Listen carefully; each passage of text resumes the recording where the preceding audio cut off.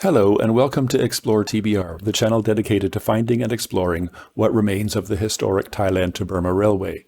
In this video, we will be exploring the railway in the area known during the war as Tonchan. Tonchan Station was located at the 139-kilometer point on the railway, about 9 kilometers beyond Tarso Station and 16 kilometers before Hintok Station near Hellfire Pass.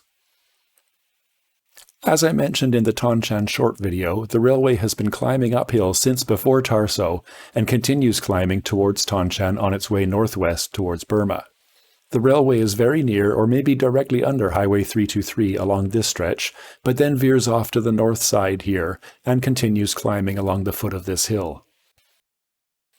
It passes behind the Wat Pu Takian temple here before swinging around towards the road again and continuing north towards the large S-curve and onwards to Tampi.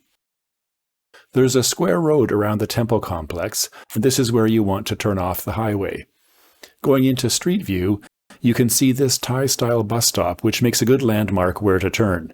I'll put the exact GPS coordinates in the description below. Turn off the highway onto the square road in the temple compound and go up this road towards the temple to the first corner. From here, if you look up the hill, you can see the railway line cut into the hillside. Since I was last here in September of 2015, some stairs have been constructed to help climb up to the railway, along with a small display of items which have been recovered from the railway line. Let's have a look at the features along this 2-kilometer stretch of the railway. The line starts here on my map, but of course this is just the start of my GPS survey. The ledge and the railway trace continue south towards Tarso. I hope to explore that section on the next visit to Thailand. The elevation of the line at this point is around 180 meters. The railway line runs along a ledge cut into the hillside here for about 500 meters behind the Wat Pu Takian complex. Before reaching the temple itself, the ledge has been built up on an impressive rock wall on the downhill side. Directly behind the temple, just north of the top of the stairs, a 100-meter section of railway track has been constructed to replicate the wartime railway. The photo on the left shows what the area looked like in September 2015, and the photo on the right shows the same area in February 2023 with the new railway track. The 2015 photo is lush and green since it was taken just after the rainy season, compared to the 2023 photo taken during the dry burn season. Nevertheless, you can see some of the same trees in both photos.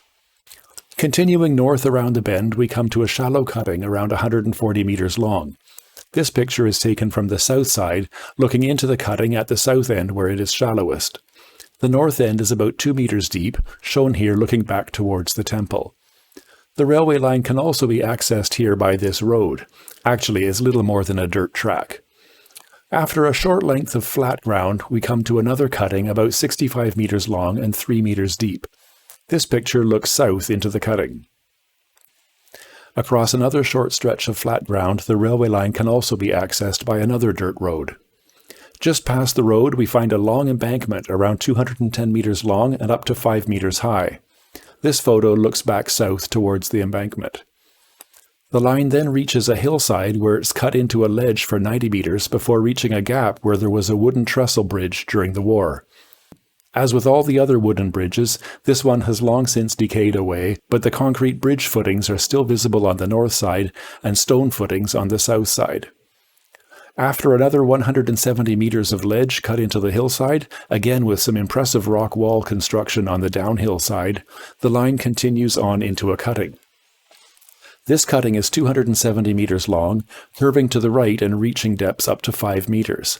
At the north end of the cutting, the plantation on the right side has pushed a lot of earth into the cutting, making it increasingly narrow for the last few meters. At the very north end of this section, the line can be accessed easily from this road. The elevation of the line reaches 190 meters here at the north end.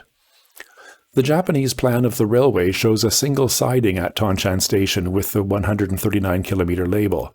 So I was looking for a section of double track somewhere along here, like at Hintok in this picture where you can clearly see the two ballast lines diverging where the siding was located. But I didn't find any trace of it, so perhaps it's to the south of this section. I'll show some footage of what you'll see along this section as I talk about how best to get here and do this hike.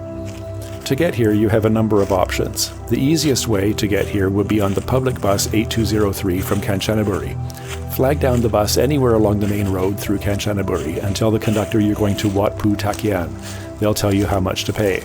Then alight at the temple, find the track and hike north to the other end. At the big S-curve, you can flag down another bus 8203 going back to Kanchanaburi. Be mindful of the time. I think the last bus passes around 4:30 p.m., but check before you set off in the morning. Or, if you're with a friend and come up on motorbikes, which would take about an hour and a quarter from Kanchanaburi, leave one bike at Wat Pu Takian, double up and take the other bike up to the big S-curve at the north end of the trail, and leave the second bike there. Hike back through southwards, collect the first bike and double up to collect the second bike. This is also an easy way to do it. Or, if you hire a car and driver, ask him or her to drop you at Wat Pu Takian at the south end of the trail and pick you up again a few hours later at the big S-curve at the north end of the trail, or the other way around. This section is not very long, only 2 kilometers or so, but it is quite difficult in places. As always, the difficulty will depend on when you go. During the wet season it will likely be quite overgrown and extremely tough going. Less so in the dry season, but still a difficult hike, especially getting around the bridge area. So plan for the worst and wear heavy clothes. Obviously there's no food or drink along the trail, so bring water and a snack with you.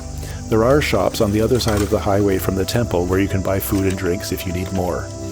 As always, please be very careful when you're hiking. Take it easy and pace yourself. There are a few places where falls are possible down steep banks. Know your limits and don't take risks. Bring a buddy, or if you're alone, let someone know exactly where you're going and when you expect to return. Like I've said many times before, this railway is a site of historic importance. Please don't take anything, and please don't leave any litter behind. Remember the thousands of people who died under appalling conditions constructing this railway, and treat what remains of it with the respect it deserves. Thank you. So that's it. Thanks very much for watching, and I hope you found this interesting or informative. If so, please give the video a like, and feel free to subscribe and check out the other videos on different sections of the railway.